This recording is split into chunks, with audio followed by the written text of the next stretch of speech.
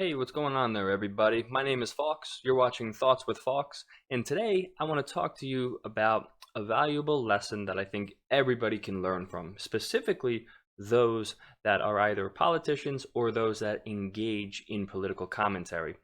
So, right now I'm in a boxing ring, and you're probably wondering, how are we going to put these two together? So, just hang tight, and I'm going to kind of lay out my argument, sort of. So, a few years ago, I joined a boxing gym and I joined just for fitness reasons at first, but eventually I wound up getting in the ring. All right, you can see you have a nice little boxing ring right here. So, something that I learned very, very quickly was you got to really be careful who you say certain things to because you never really know what they're capable of.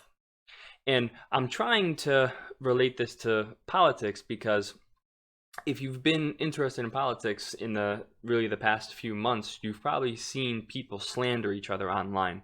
You know, they could be on the left, they could be on the right, but they'll say things that I think are can really be baseless claims.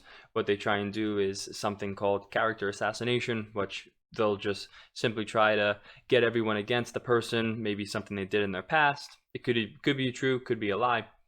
So before they can even begin to talk about their point of view, everybody already has a skewed opinion of them. So I think people that engage in politics or political commentary really could benefit from being in a boxing match. And the reason for that is because there's nothing quite like being in the ring and you have the wind knocked out of you and you're in one of the corners here. Okay, you can see right, this is a nice little corner shot. So I want you to imagine you're in the corner of that ring. You have no breath left in you because you've gassed yourself out in the first couple of rounds, and the person that you're going up against is just teeing off on you right now, and there's nothing you can do about it. Now fortunately, when it comes to boxing, we're talking about a sanctioned sport. So you're going to have a referee, or at least a coach is going to be in there to be able to save you from really being hurt. Now, this is obviously a bit of a controlled setting. What if it wasn't a controlled setting?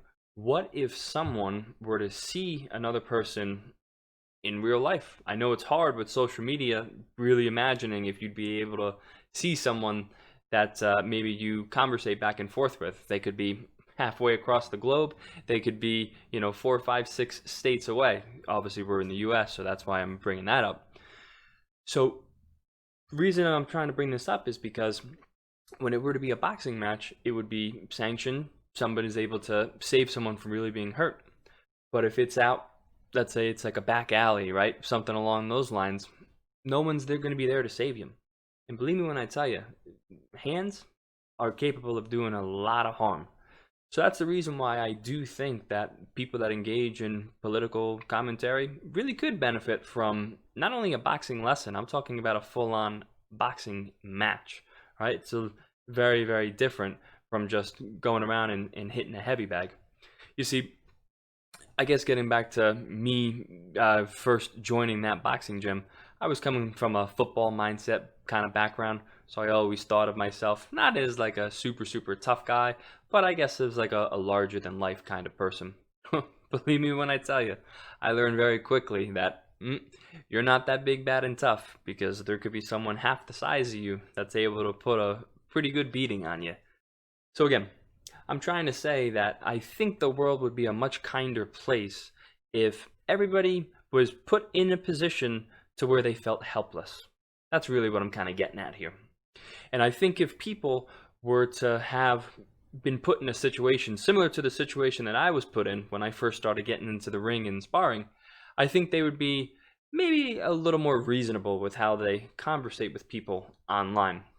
And the big takeaway that I want from this particular video is I can see that there's tension boiling up on both sides. Okay.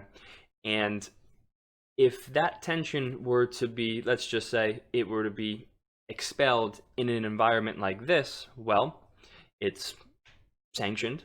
So you're going to have, whether it's a referee, a coach, all right, you're probably going to have a medical professional nearby. So someone can really save you from being hurt. Whereas if this is out in the streets, which at the rate we're kind of going, I mean, who knows? if things can really boil over and everyone says, you know what, I'm done talking to the other side. I'm sick of this person spreading lies about me. No one's going to be there to really save you from potentially really getting injured.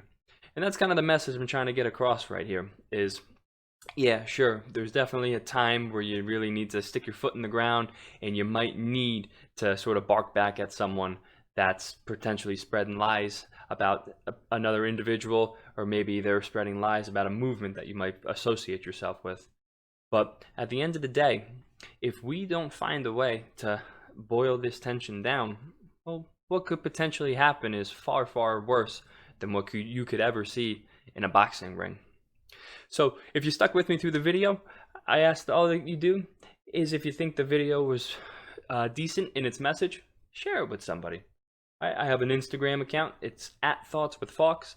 I'm going to put it in the description, and it's the best way that you can share it. What I want to do is I want to get different opinions out there. I want to see what people think about them, and I want to build a community where free thought is encouraged and the exchange of ideas is considered to be a normal thing once again. But I appreciate you checking out the video. I hope to see you again sometime soon.